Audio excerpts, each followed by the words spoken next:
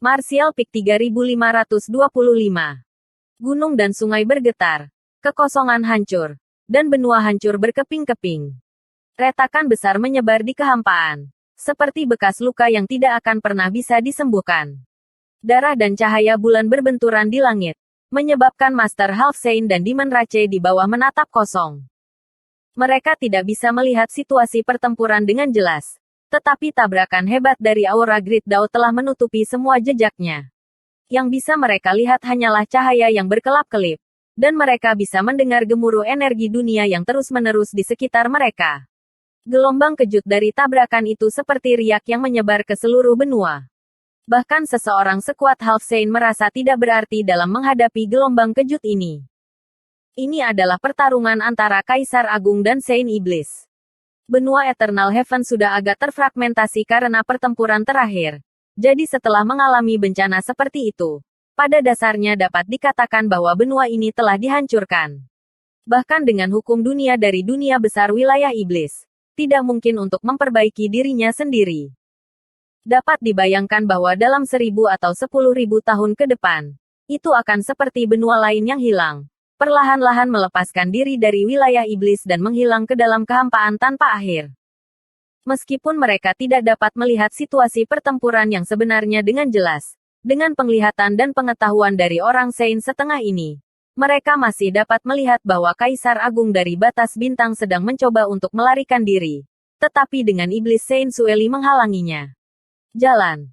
Dia tidak akan bisa melarikan diri untuk sementara waktu. Ini adalah fenomena yang sangat normal. Ketika dua orang dengan kekuatan yang sama mencoba melarikan diri, akan selalu ada semacam keterikatan di antara mereka. Tetapi yang pertama pasti akan mengambil inisiatif sementara yang terakhir harus membayar harga yang lebih besar untuk mencapai tujuannya. Tinggi di langit. Bulan purnama di belakang bulan cerah bersinar dengan cahaya cemerlang yang menerangi dunia.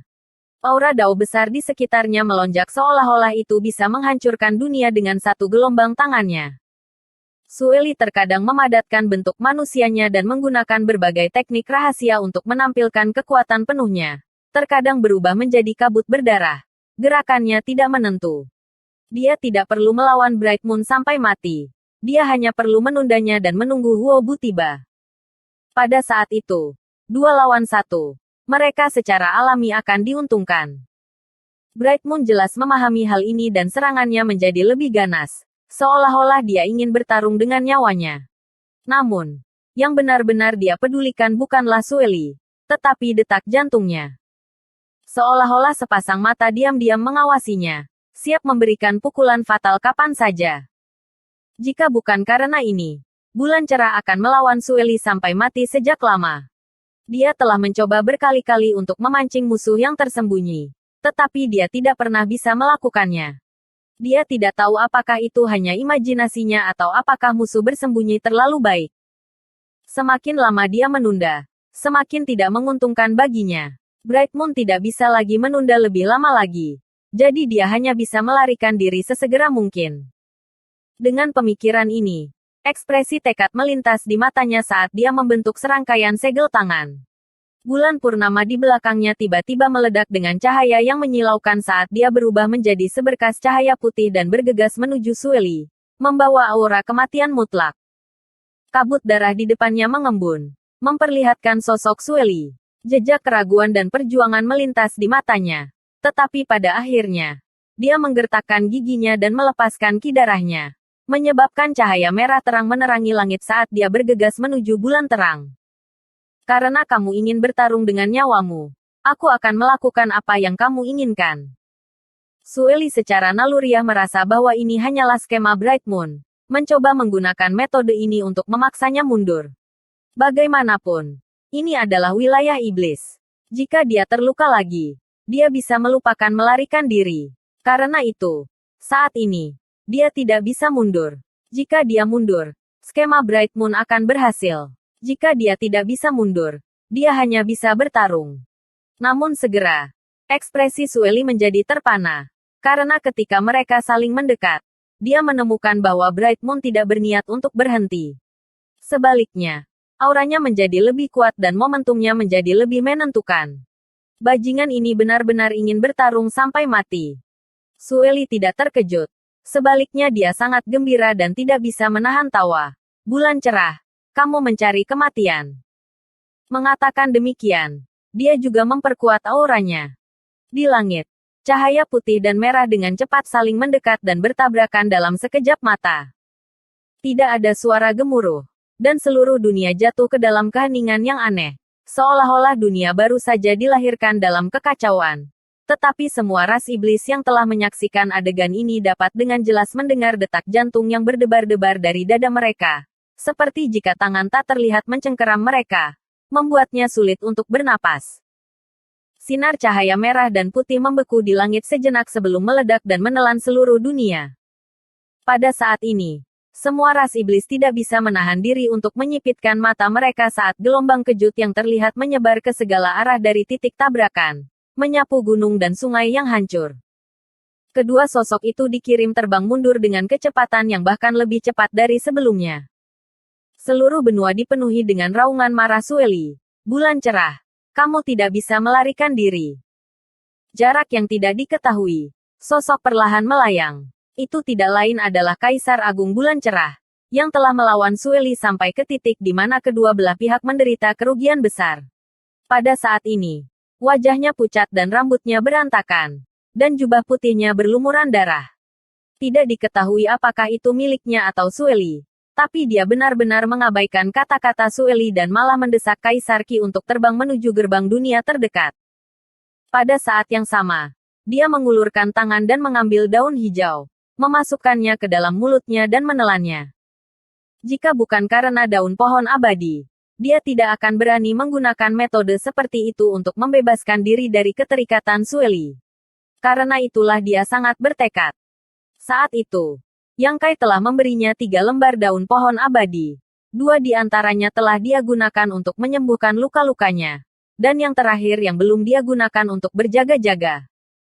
Sekarang tampaknya keputusan ini bijaksana. Dengan daun pohon abadi ini, dia bisa menstabilkan luka-lukanya dan memanfaatkan fakta bahwa Saint Iblis lainnya belum tiba untuk melarikan diri dari wilayah iblis. Masih ada 2 gerbang dunia yang tersisa di benua Eternal Heaven, yang masing-masing dijaga ketat. Tetapi selama tidak ada Demon Saint yang menjaga mereka, dia tidak peduli dengan Demon Rache sama sekali. Selama dia bisa menembus gerbang dunia ini, dia akan setengah jalan menuju kesuksesan. Namun perasaan sedang menatap masih ada. Ini jelas bukan ilusi, tetapi musuh yang sangat kuat bersembunyi di balik bayangan, seperti seorang pemburu yang mengamati mangsanya. Dia adalah mangsanya.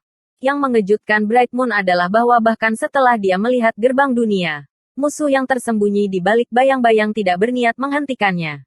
Dia tidak menurunkan kewaspadaannya karena semakin menonjol seorang pemburu, semakin besar kemungkinan mereka akan memberikan pukulan fatal pada mangsanya. Dia masih beberapa ratus kilometer jauhnya dari gerbang dunia. Dan dengan kultivasinya saat ini, dia hanya membutuhkan waktu untuk mencapainya. Tetapi pada saat ini, aura yang kuat tiba-tiba muncul dari samping dan mendekatinya dengan kecepatan yang luar biasa. Itu adalah aura dari Demon Saint. Selain itu adalah aura yang sangat asing. Wajah Bright Moon tenggelam saat dia menoleh dan melihat seorang pria pendek bulat yang tampak seperti melon musim dingin.